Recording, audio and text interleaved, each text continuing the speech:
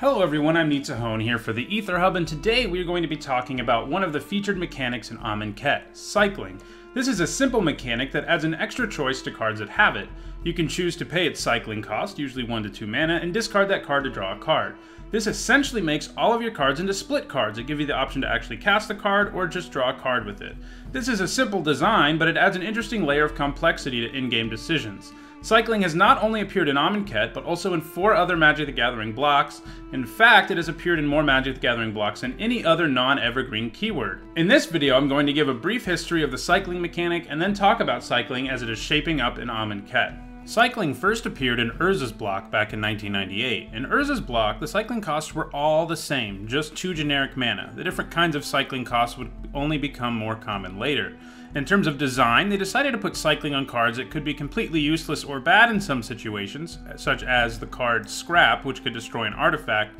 If your opponent didn't control an artifact, obviously this was useless, so cycling it was the way to go. They also put it on creatures with protection from specific colors, for the same reasons. If your opponent wasn't playing one of those colors, cycling it might be the better choice. Bloated Toad is one example of this. The most interesting thing that they did was create a cycle of lands that had cycling. The ability worked well there because players hated being mana flooded then, just as they do now, and it gave players a way out of it. If you drew one of these lands, you could simply draw another card. R&D did try to push cycling a little bit though in Urza's block, and with the creation of the card Fluctuator, they opened the door for some broken things to happen, as it allowed you to pay 0 mana to cycle cards. Because of this potential, Fluctuator did end up actually getting banned out of Standard, as it could just get pretty close to just drawing your entire deck in a single turn. After the demise of Fluctuator, cards with cycling, apart from the cycling lands, didn't do a whole lot more. Cycling next appeared in Onslaught block, which began in 2002, where it continued to do much of the same thing. This time, though, R&D pushed the mechanic a lot harder with the creation of cards like Astral Slide and Lightning Rift. With these cards, it became possible to build a deck entirely around the cycling mechanic. They also printed cards that did something when they were cycled for the first time. The Gem Palm cycle of cards, which all did something related to one of the key tribes in Onslaught block when you cycled them. Lands with a cycling cost of a single colored mana were also debuted here, and these are cards that still have a home in Legacy and Vintage. Finally, they also introduced land cycling in Onslaught block, which allowed you to search your library for a specific land type instead of just drawing a card.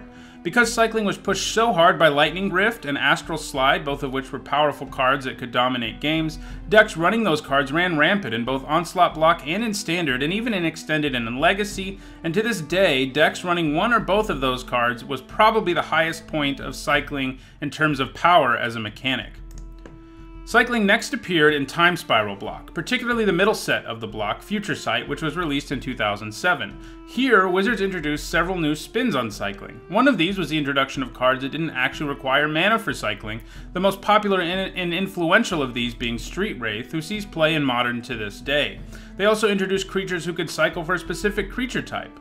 Homing Sliver had Sliver cycling, and Vedalken Aether Mage had Wizard cycling.